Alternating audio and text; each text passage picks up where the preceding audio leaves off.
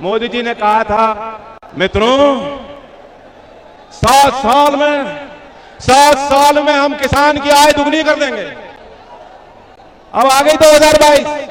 आज रात को लखनऊ में योगी बाबा को और दिल्ली में मोदी जी को नींद नहीं आने वाली।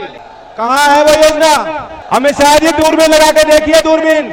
उन किसानों को भी हम शहीद का दर्जा देंगे और उनके परिवार को 1 करोड़ की सहायता राशि देंगे।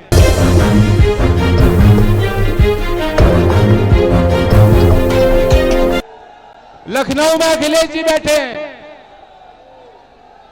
उन्हें भी आज यहां आना था, वो नहीं आ सके।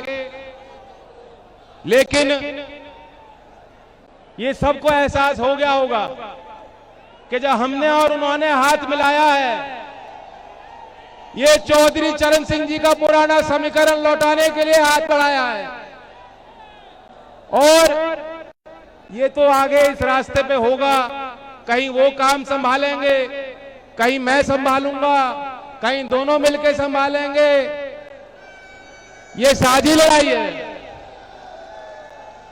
और आपको एक सूचना देना चाहता हूं, चौधरी चरण सिंह जी की वह बात याद करो जो कहते थे किसानों को कि एक आंख अपने खेत पे रखते हो तो दूसरी आंख दिल्ली और लखनऊ यानी अपनी राजनीति पे रखा करो। चौधरी चरण सिंह जी की विशाल विराट विरासत को संभालने के लिए और देश के किसान को सम्मान दिलाने के लिए आज लखनऊ से माननीय अखिलेश जी ने एक ट्वीट किया है, मैं आपको जानकारी देना चाहता हूं। उन्होंने मांग की है कि चौधरी चरण सिंह जी को भारत रत्न दिया जाना चाहिए। क्या आप सहमत हो? सहमत हो तो हाथ उठा के बताओ, सहमत हो?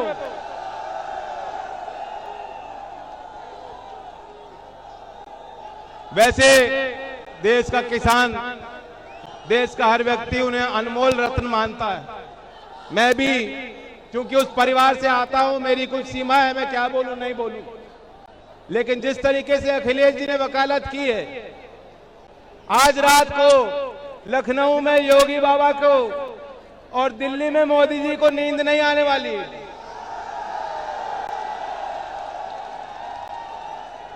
इन लोगों ने चौधरी साहब को सम्मान नहीं दिया। इन लोगों ने सत्ता हासिल करने के लिए किसानों को तरह तरह के झूठे वादे किए थे। 2017 के चुनाव में अमित शाह जी आए थे और उन्होंने एक घोषणा की थी कि हम किसानों के हित के लिए, किसानों के विकास के लिए एक नया कोष स्थापित करेंगे और चौधरी चरण सिंह सम्मान योजना बनाएंगे। और जितने करोड़ चाहिए, 1000 करोड़ चाहिए, 1500 करोड़ चाहिए, 15,000 करोड़ चाहिए, हम देंगे। कहां है वो योजना? अमित शाह जी दूरबीन लगा के देखिए, दूरबीन। चौधरी चरण सिंह के नाम पे आपने एक योजना बनाई हो तो बताइए।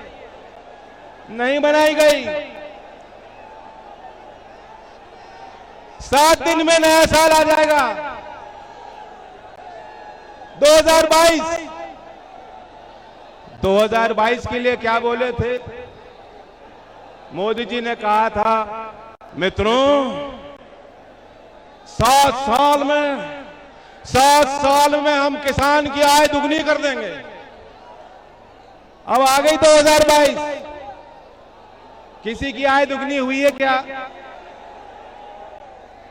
हमें और आपको पता है किसी की आय दुगनी नहीं हुई। लेकिन मैं आपको आंकड़े बताना चाहूंगा। चौधरी चरण सिंह जी की बहुत बड़ी ताकत थी। दिमाग उनका अर्थशास्त्री का था और दिल उनका किसान का था। वे गांव की भाषा बोल लेते थे, समझ लेते थे और अंग्रेजी में किताब लिख लिया करते थे और कई बार भाषण में वो आंकड़े दिया करते थे।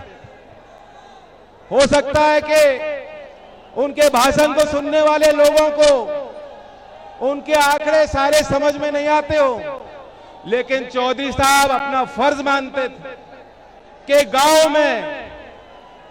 गांव के गरीब घर में पैदा हुआ व्यक्ति भी देश के मुख्यधारा में पहुंचाना है तो देश के मुद्दे गांव तक पहुंचाने होंगे। मोदी जी ने नोटबंदी के बाद भी माफी नहीं मांगी और माफी मंगवाई है। ये जीत आपकी है, ये खून पसीना आपका है और आपका पूरा सम्मान हम लोग करेंगे। हमारी सरकार बनेगी। जो जो किसान शहीद हुए इस आंदोलन में, जिस तरह सेना का जवान जब शहीद होता है उनको शहीद का दर्जा दिया जाना चाहिए, हमारी लखनऊ में सरकार बनेगी, उन किसानों को भी हम शहीद का दर्जा देंगे और उनके परिवार को 1 करोड़ की सहायता राशि देंगे।